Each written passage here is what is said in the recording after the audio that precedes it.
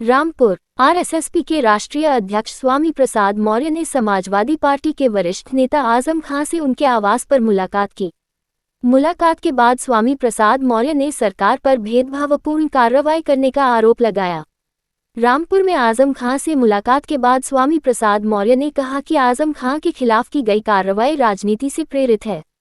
उन्होंने कहा कि भाजपा सरकार घटिया राजनीति कर रही है और उसे इससे बाहर आना चाहिए। मौर्य ने आरोप लगाया कि आजम खां पर की गई कार्रवाई सरकार की नाकामी का प्रतीक है और ये लोकतंत्र के खिलाफ है। स्वामी प्रसाद मौर्य की इस मुलाकात को सियासी हलकों में बड़ा संकेत माना जा रहा है। आइए देखते पूरी खबर। से मिलने पहुंचे, क्या कहेंगे? वहाँ थोड़ी सी आईडी उठाओ। आज राज्य से प्रेरित होकर के भाजपा सरकार ने जो ज्यादती इस देश के और उत्तर प्रदेश, विशेष रूप से उत्तर प्रदेश नीचे करो और नीचे करो वरिष्ठतम और नीचे नेता श्री आजम खां साहब के साथ दुर्भावनापूर्ण कार्रवाई की गई, वाकई में वो अत्यंत चिंतनीय है।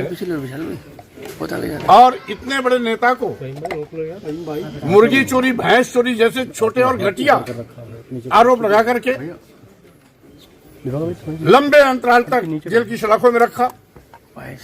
हम समझते हैं मोबाइल थोड़ा इतनी दरिंदगी तो इमरजेंसी में भी किसी नेता के साथ नहीं हुई थी। जो दरिंदगी आजम खां साहब के साथ हुई है,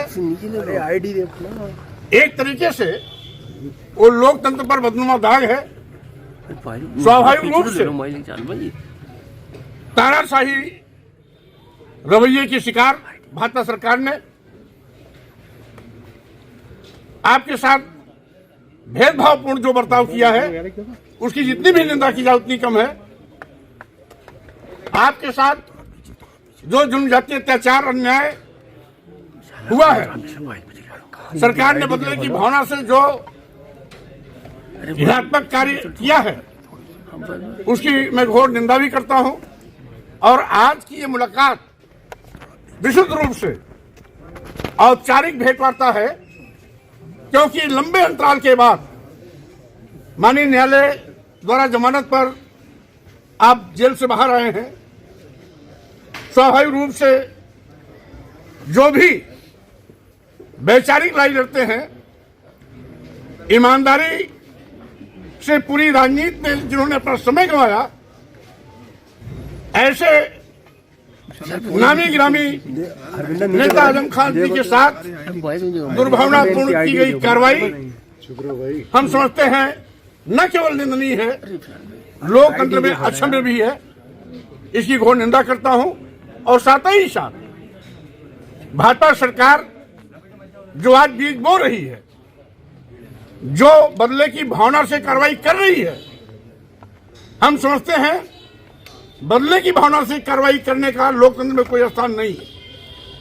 नई परंपरा भाजपा ने जो डाली है, उसको ये नहीं भूलना चाहिए कि इस परंपरा के शिकार कभी वो भी हो सकते हैं। इसलिए राजनीति विचारधारा की होती है, विचारधारा आधारित राजनीति ही राजनीति कहलाती है। राजनीति में न कोई शत्रु होता है, न कोई मित्र होता है। वैचारिक रूप से हम सभी एक दूसरे दलों में रह के काम करते हैं, लेकिन जब हम राजनीति के मन से बाहर होते हैं तो हम सभी एक होते हैं। लेकिन जिस तरीके से भाजपा ने शत्रुता निभाई है, दुश्मनी निभाई है, व्यक्तिगत दुश्मनी निभाई है, वाकई में ये सरकार ने अपनी गरिमा गिराई है, अपनी गरिमा के विपरीत आचरण किया है। जितनी भी निंदा की जाए उतनी कम है।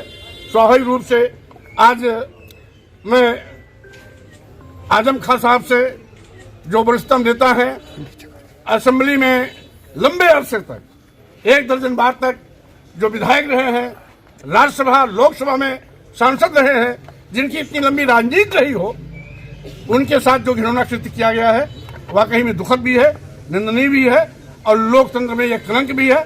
हम समझते हैं भाजपा सरकार को ऐसी घटिया हरकतों से बाहर आना चाहिए। जी स्वामी जी, बरेली प्रकरण को किस मामले से अखिलेश जी ने देखते हैं? कहा था कि आजम खां के ऊपर भाजपा ने मुकदमे की एक नया रिकॉर्ड बनाया, हम सब मिलकर लड़ेंगे।